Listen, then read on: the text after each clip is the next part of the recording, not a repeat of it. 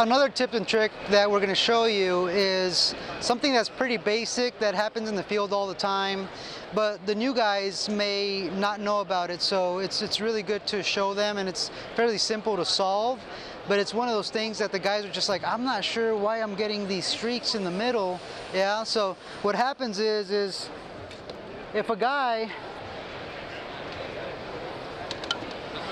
has his channel off by any means, so let's just say the channel is right here and the guy doesn't know it, he's going to clean very nicely with this side, and there's going to be enough pressure point here, but it's going to be off right about here where he's going to leave some streaking in the middle. Yeah, so what happens is it's not solid enough to be able to put enough pressure all together. So what it is it's just not centered. Yeah, and the easiest way to know if it's centered or not, since we don't have any measuring tools or anything in the field, is just by using your hand, right?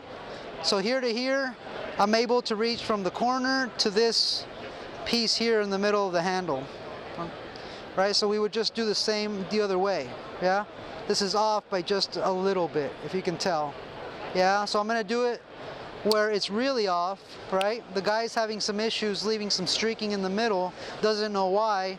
The reason is because it's not centered. So if I go like this and then I move that over here, then I'm completely off.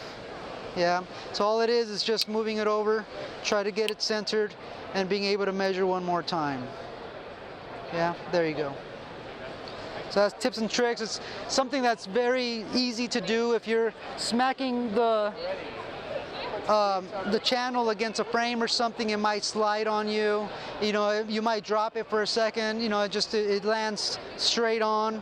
It might move a little bit. There's multiple ways of this happening. It's something that's very easy to solve, but it might cause a huge problem, especially for a new trainee.